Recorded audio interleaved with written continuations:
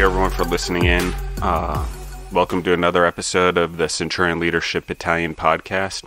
As you can obviously tell from the intro, we're sort of going on to a new season, and whether you want to call it year 2 or chapter 2 or season 2, that's up to the audience, but there's a lot of changes. Obviously, one of them is Elena's off having her baby, and she has successfully done that. It's been a few weeks since I've recorded a podcast.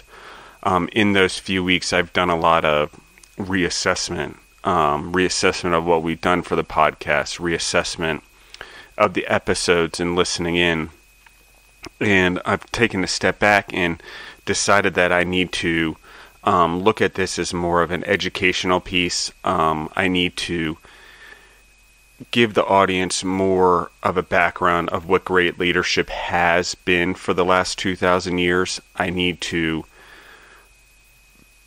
dive less into what I'm dealing with personally and what I'm dealing with in my work life and personal life and use things from the past or the present to help guide those who are in need now.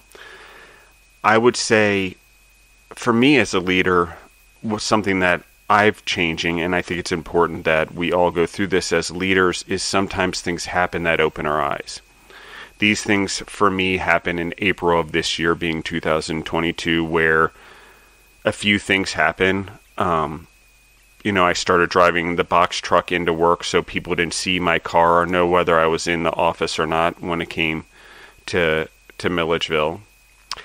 And it opened my eyes up to seeing a lot of different things that were going on, not only based on the leadership that was myself and my father, but based on the leadership of the individuals that are running the organization or are involved in the organization and in leadership positions in an organization with tons of employees, and how we deal with crisis and things like that.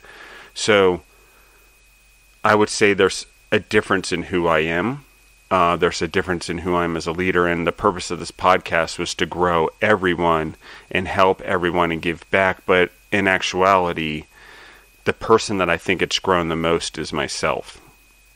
And so as we go into this second season of the podcast and released, I know it's been years in the planning and COVID messed things up, and it's kind of interesting to see that whole scenario now based on that Deborah and I were quarantined how many months ago, 3-4 months ago in Mexico, and now no one even knows what COVID is and barely wears a mask. So these are the leadership decisions that we make that have huge impacts on society and have huge impacts, and were they worth it? I don't know. We're going to have to find out, but they were leadership decisions. So what I'm going to try to do is bring calmness to leadership and take a step back from the aggressive leadership that sort of has been displayed on this podcast or in my emotions, because I am trying to build something. I am in the middle of the fire, and I think it comes out a lot in the podcast as, oh my gosh, leadership is like this. It's not. It's actually enjoyable, and every human is born with leadership, from day one. Your soul, you want to lead. No matter what you are, you're given a calling or a purpose. No matter what, I truly believe that, and it all has to do with leading in that area. And so we're all leaders. So taking a step back, we're going to talk today about the first pillar of leadership. And so sticking with education and sticking with some of the stuff that I'm doing on social media, and everyone can see I'm starting to clean up my social media as well and starting to get more in tune with the message so I can deliver more content and less distractions. I want everyone to learn from what I'm learning from, and I want to learn from you guys in the audience, and the questions and the feedback and even the harsh criticisms have helped me grow. And with taking a pause, with Elena being out, I've been able to really just, meditate, focus, listen back on all the episodes as I can, whether I'm driving in a car or between phone calls or working instead of listening to music in the yard. Deborah's been traveling, so I've been able to listen to these podcasts again and listen to where maybe I did make a mistake, or maybe I didn't give the greatest advice because it was advice for what I was dealing with in the moment, but in its entirety to an audience, I need to relook at that. So those are some of the things I think we can just go through and clarify. I believe most of it's sound advice, but I think it needs to be clarified. It needs to be extended, particularly stuff on servant leadership, and particularly things on bullying in the workplace and corporate sabotage and entitlement, what happens when employees get entitled. So these are all the things that I think we need to discuss, and I think as leaders we can go in with one leadership style and then have to adjust our leadership styles depending on our environment, and we need to discuss those too. I feel like we want to, as humans, be good leaders, and we want to be the best we can be, and we want to find a purpose, and we want to have something greater than what we're doing now in this world and the world after. So if we're going to want that, we need to develop that leadership skill and then develop whatever other skills we're good at, because we can have multiple superpowers. We all know that. So today we're going to start with the pillars of leadership. Obviously it's in the title of the podcast, but the first thing I believe that is essential, okay, so what I'm doing in these pillars of leadership and why it's taken me a while to really grasp it, and why I've released social media postings on it. If everyone wants to go back and look at it, they can, at Justin Bizzarro, and you can see it throughout some of the other social media, is that we have the opportunity to build upon things from different religions and different histories and different cultures to understand leadership holistically and what ties those things together.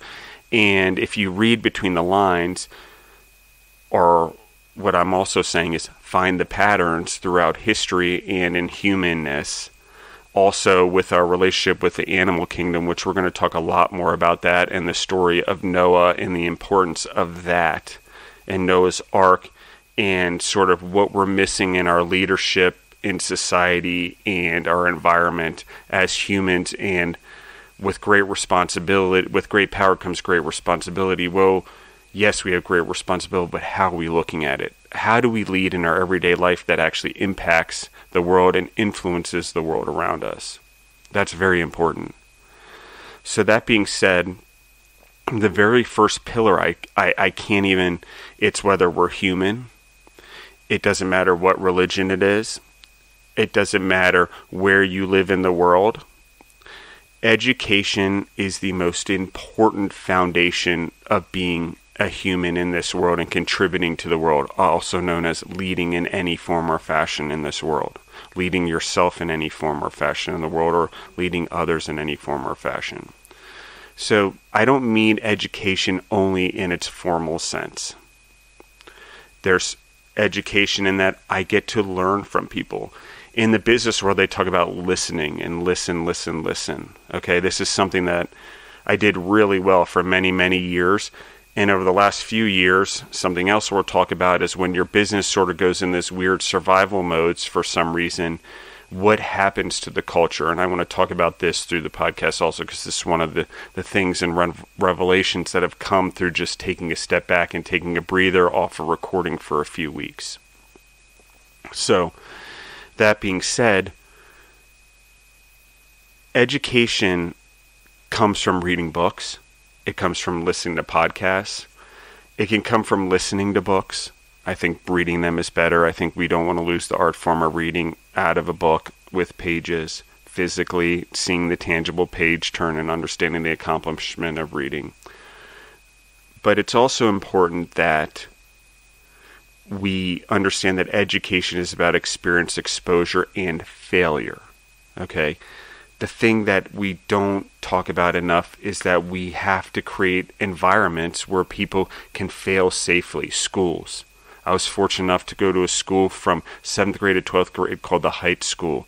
It was a Catholic Christian school, but it was all boys. And in the foundation of it, yes, is Christian values and core values and morality and ethics, of course.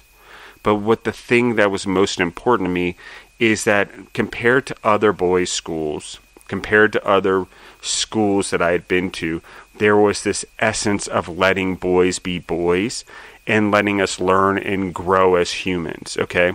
And one of the things is I'm sure many of the wives that are married to Heights men would say that, wow, they're really independent men, and it really takes them learning the hard way. But it's the environment we were, and the hard way is often the way that sticks, and those that learn the hard way often learn the most, the fastest, because they're willing to learn from their own mistakes. Okay? So, while yes, you want to learn from other people's mistakes, and I try to do the best at that too, I understand that I have to learn from my own, and I better learn quickly. Okay? So education is part of that foundation. Getting that safety, educating myself, being in those environments where I can educate myself and learn that it's okay to fail and educate myself from it. That's really important. So how do I fail? How do I create environments for my kids? How do I create environments for the people that work with me? Like I said, most companies call them employees. I think they're actually teammates and team members. Okay. So how do you do it? And most people in the organizations I'm with probably wouldn't agree with me on this right now, but they are your teammates and team members. And so that being said, how do you lift up your teammates and team members? Okay, is that education? Okay, that problem with that is when people hear this, sometimes they're like, oh, I'm going to educate people, and then they start talking at people, talking with information. That's just not how you do it. What did I say? People sometimes have to learn from their own mistakes. So educating people is often a guidance and letting people make mistakes and sort of making small corrections along the way, even though you're so smart because you've been through it. You could be like, oh, I know. Let me educate everyone by how much I know. Well, then you're robbing everyone else from learning. And so there's this balance when you become the teacher, or you yourself are the teacher and the student because you're trying to teach yourself and be a student of what you're teaching because you're reading the books, you're going out there trying to get the information for yourself. You have to balance all of this.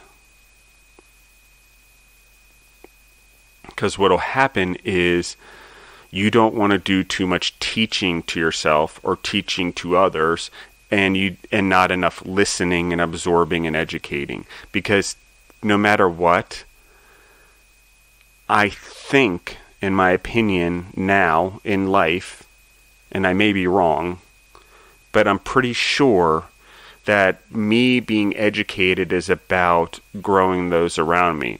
It's not necessarily about me preaching it to everyone forcefully. Okay, and here's what I mean. It means that I am prepared and I'm educating myself on many different things always. It means that from that education, I may be only to get morsels, but I don't know what morsel I'm going to be able to grab 20, 30 years from now. Because I got to tell you guys, things I learned from playing soccer overseas as a kid in Europe, or going to South America as a kid, or traveling and playing soccer in different countries and meeting different people.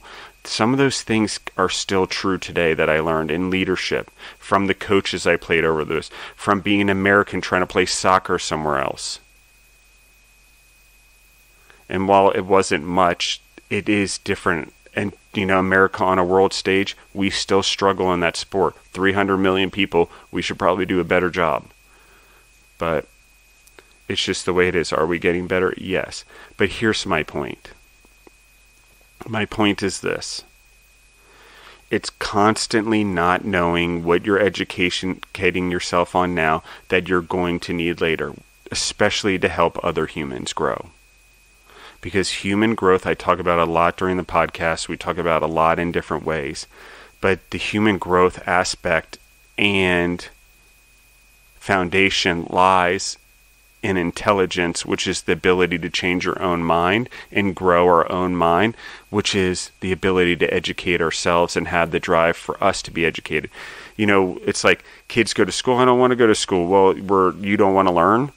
And that's the real issue there. It's not like parents go, oh, you go to school because I say so. Okay, that's power, and you're being positional, and you're telling your kid to go to school, and they're not grasping that the education piece is very, very important to their future in the way that you're delivering it. Because if they did, truly did, like I wish I had, and it took me a while before I did. It took me going to the heights before I really loved education and learning the information, because they taught me a way and took me away to take notes and almost make my mind photographic and develop it beyond it was, where I can remember things by taking notes and stuff in a way that's just amazing, especially history and learning Latin and Greek and learning to see the Bible in different languages and what words actually mean. For example, love means 4 different things in Greek.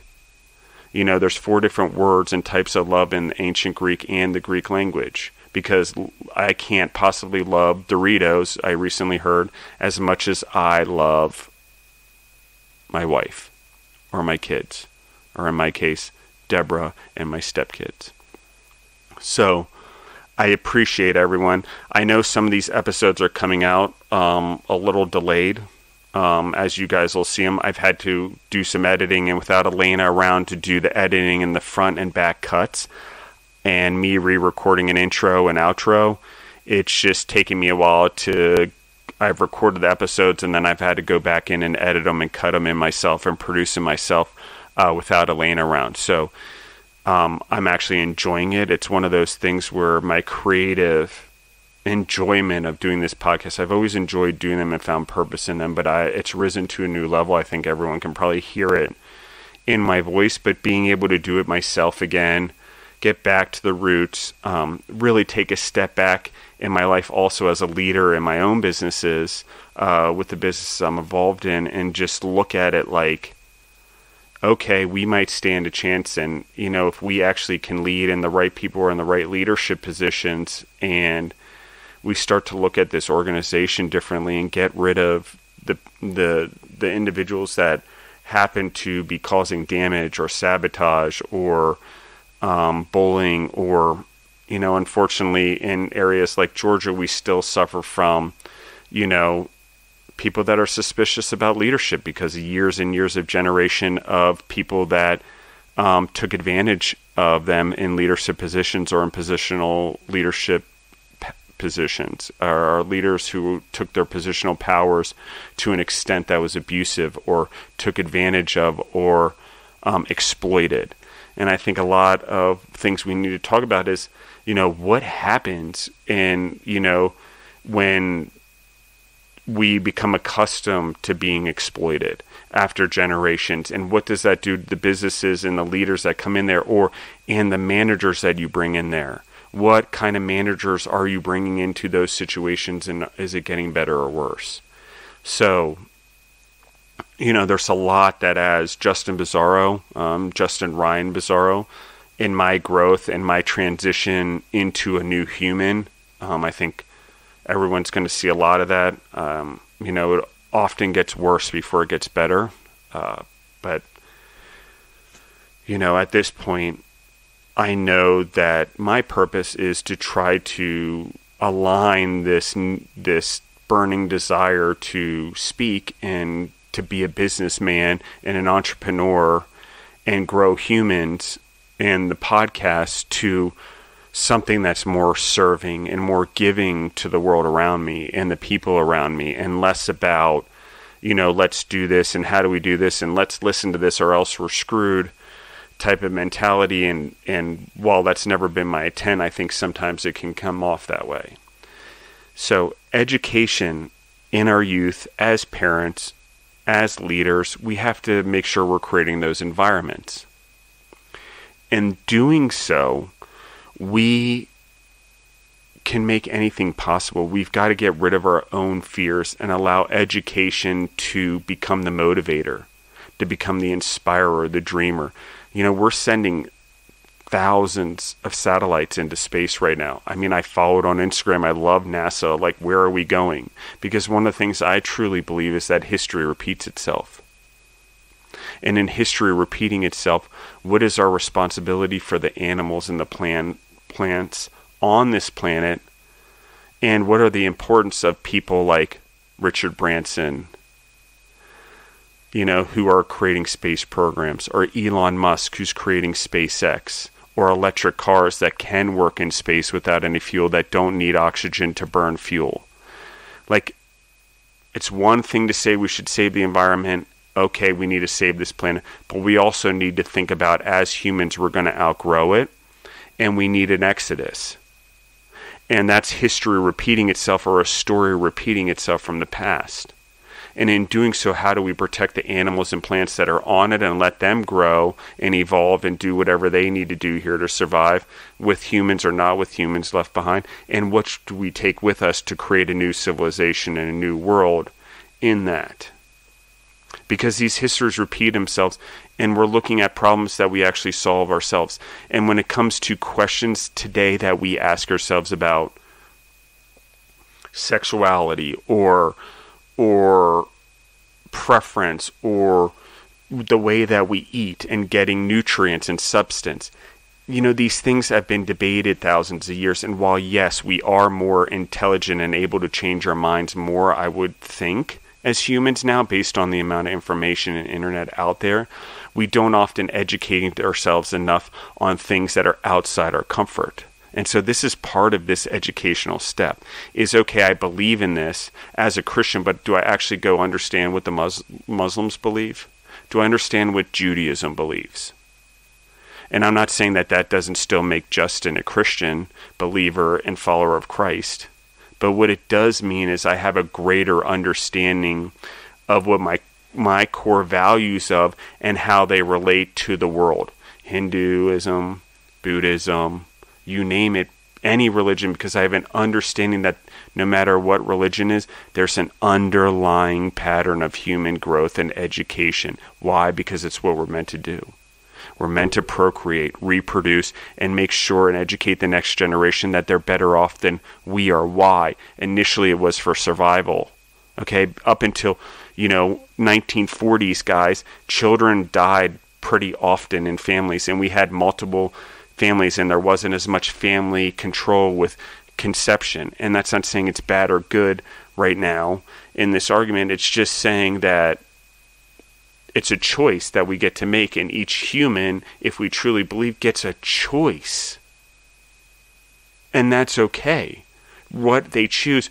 And as long as we're choosing human growth in our choices also as our purpose, because the next generation is more important, and we're diversifying not only our food and the animals we eat, but the people we expose ourselves to, and I mean people by humans, and the animals we expose ourselves to, and the nature, the countries, the cultures, the traditions, the businesses, the neighborhoods, and we get out of our bubbles and we go actually expose ourselves uncomfortably to the world. That's the education.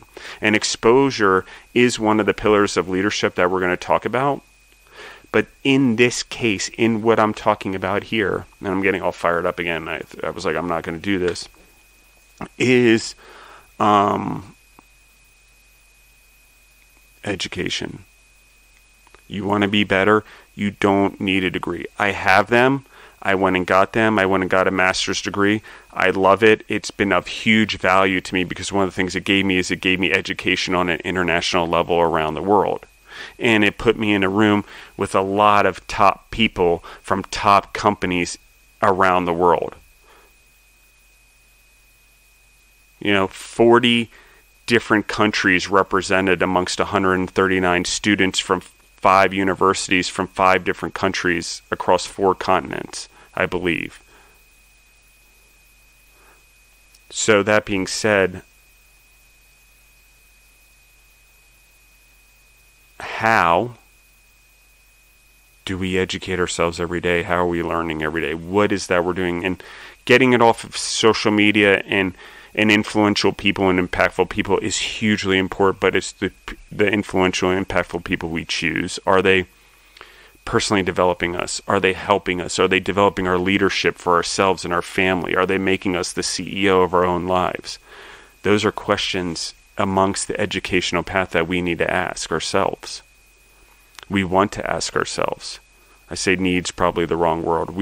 I'm trying to not say need. I don't want to pressure people or make people feel bad or excluded. We want to do this because I don't know how you gain. I personally, my opinion is I don't know how we gain excellence if we don't pursue leadership. We don't pursue spreading goodness. We don't pursue spreading that all humans deserve a chance.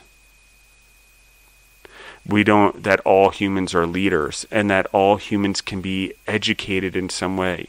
And yes, we're going to be stuck in our ways and we all have our lenses that we look through based on our past. But we can change our present and our future by learning to change our own lenses and wear a new pair of glasses that we get to build ourselves. So we can take off the past lenses by educating ourselves more and seeing different perspective. If I'm Republican in the United States, I know we have international audience. See what the Democrats have to say. For me, I try to form my own ideas by doing research, not only based on the here and now and what the issues are now, but I think we are going to want to pick leaders based on what we also know from history and the leaders that have served us not only in the United States, but everywhere. What defined a great leader? Were they a great leader? Do we consider them a great leader today? We need to educate, and if they aren't, educate ourselves so we can be better, because these are examples of leaders that are leading the world. So if we want to do it better, we're going to have to do it better ourselves, because the leaders in history that we label as leaders that may not be leaders because they did certain things that we morally and ethically no longer agree to, while they were leaders of their time, they don't actually lead in today's era, even though they were leaders there. So we need to extrapolate what made them good leaders outside those moral and ethical dilemmas of the times that they were in, and say, okay, they were great leaders, but they didn't take these steps. So what are those steps, and how do we become great leaders from their good qualities? And then the steps they didn't take, how do we make it better ourselves, because we stand a chance? And that's the education. But we have to do it ourselves, and telling other people to do it and having higher ideals for others while we don't live by that example is wrong. And in the case that we're here and I see here in some of my organizations, is we've been around for a lot of years. And then all of a sudden, we have a leadership problem and we introduce core values into something and something that's never had core values. And it causes a lot of disruption and uncomfortability and anger and people pointing out because we introduced it and it doesn't go with what's done before, because you don't have moral and ethicals to start to step on to build something because you just introduced them. Okay, so this is what I'm saying. So in that education I just gave you, in the education that we're talking about here, is who am I? I'm educating myself. Like, what are my core values? What does the business I represent have? Am I building a business that represents my core values? Because I can tell you that even as me in doing this, I have a huge gap between what my core values are and what I'm trying to move the businesses in, and what I believe they should have and where we should be morally and ethically versus what's been traditionally and where everyone else is comfortable in, other than me as a visionary leader.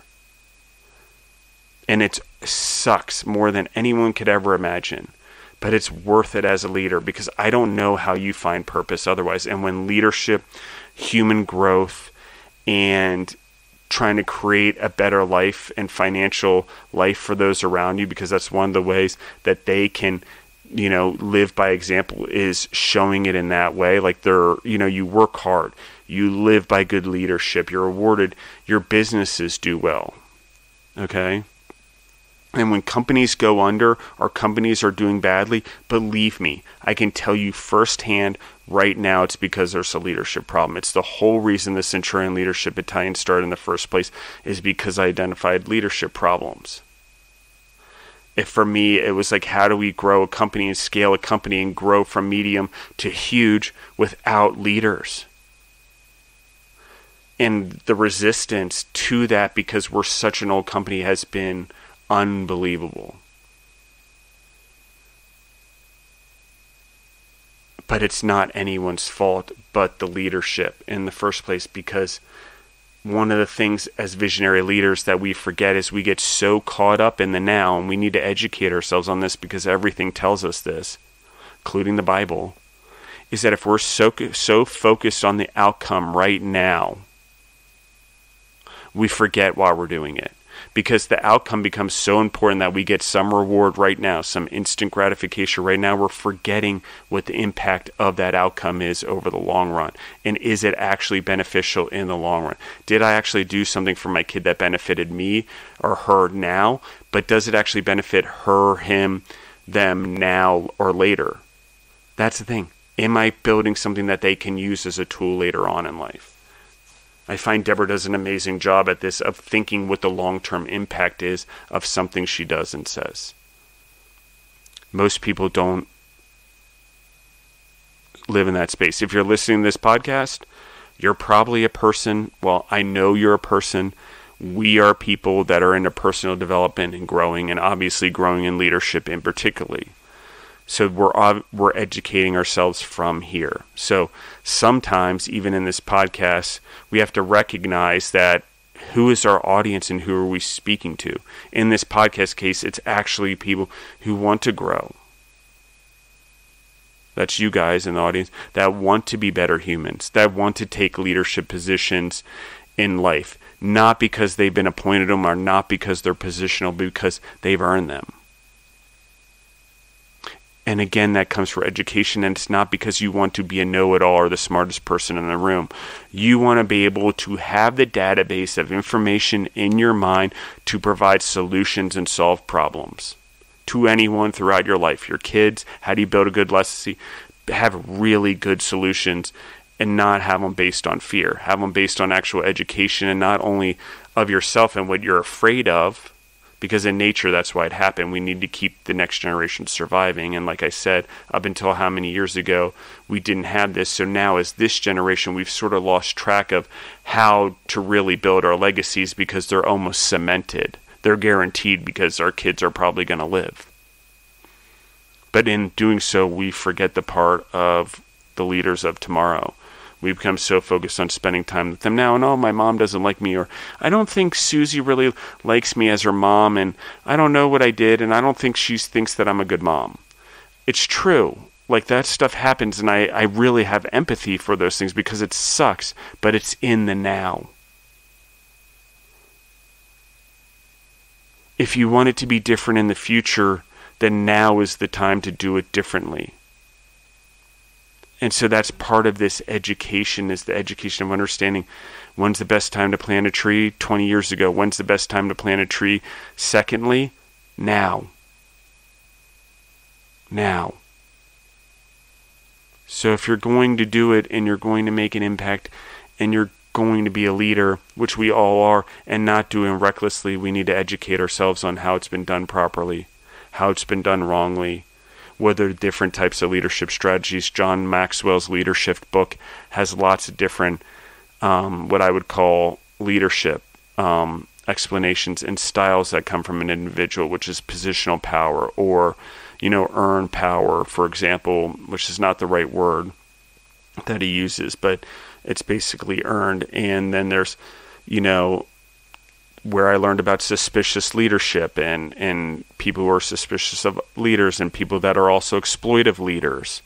These are all things that come out of it. And we might have characteristics of all of those type of leaders. And just because we have a characteristic exploited doesn't mean we're exploitive. But if we have tendencies in there, we need to educate ourselves on what the other leadership styles are and start to practice those so we can bring them into our life and choose who we want to be.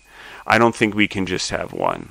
I think that we can have a combination based on our personality, and it's easier to categorize us than it's not to categorize us, but it's also easier to strip us of everything, give us no categorization, which is not exactly correct either, because we are individuals and we all add different assets to our communities and our environment and our businesses and the world around us. And happiness and pursuit of this comes from wanting purity in our life. And what I mean by purity, and it's a better word than happiness. Happiness seems like this is something we get, and we get little dopamine hits of it. But if we're searching for purity, we're searching for excellence, which is the long-term happiness we gain by growth and knowing that we're improving. because that little bit of improvement, that lasts a lifetime. Every day I'm improving, every day I'm completing my little tasks every day, versus needing a big dopamine spike, needing a big post to get 1,000 likes, because it feels good, and getting our reward that way. It's great, but what we're really talking about here is the reward for doing it, the right thing, or trying to do the right thing. And if you do it every day, you're in a constant state of what I would call pursuit of happiness, because you're in a happiness state, because you're seeking purity, which is excellence, which is growing to the best version of myself. And I don't mean that we should judgmental of other people for being imperfect or not perfect, or say that, oh my God, I hate myself, I'm not perfect. That's not what I'm saying. Okay, I'm not talking about perfection in that way. I'm talking about excellence in being the best version of ourselves, which is, we're not going to conquer everything, but we can certainly not stand still. That's mediocrity. So thank you everyone for listening in. Again, thank you for your patience. I'm sorry about the few weeks that we've had between podcasts.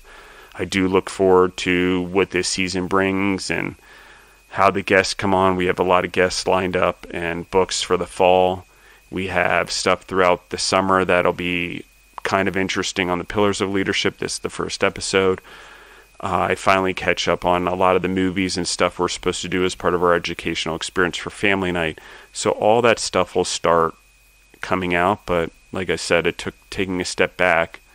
It took hitting a reset, looking at the intro and outros differently, and rebuilding this podcast for season 2 to be more impactful and influential in a positive way, and representing leaders in a better way, and demonstrating that you can grow, because I went back and listened to myself, reflected on my leadership lessons, and read a few more books in the meantime and over the last few weeks, because I've had a lot of time on my hands based on just traveling, like in an airplane, over, because I've had to for work. So I read when I fly, and the rest of the time, if I'm busy working or I'm doing whatever, any chance that I'm like even in the kitchen a lot now here at Future Partners, because I'm working on a project that's just, I'm so hands-on and exhausted, I barely have time to record, which is interesting because we're doing a relaunch, and I feel calmness amongst not having much time right now, because I'm busy, and I feel like we might actually, turn a corner here, but I do also know it gets worse before it gets better. So either way, my goal here is to pass on what I'm learning, growing. We make a lot of mistakes as leaders, but again, if we go back to that education, we educate ourselves, we learn from it, we reflect, and leave the past in the past, and make the present a new tree that we're growing for a new future, that better version of ourselves every time, we're on to something. So thank you everyone for listening in. Thank you for your support. I really love you guys, and I can't wait to hear more from you guys. And please continue to submit your questions. I promise we'll get through them, and I'll get through them as I do the podcast. I saw they almost started coming in as we stopped recording and releasing the last couple weeks. So that's interesting. So I see that you guys are missing us a little bit. So we'll continue to do that. Thank you guys for everything, and have a good week and a positive week, and be influential, impactful, and positive leadership ways. Adios.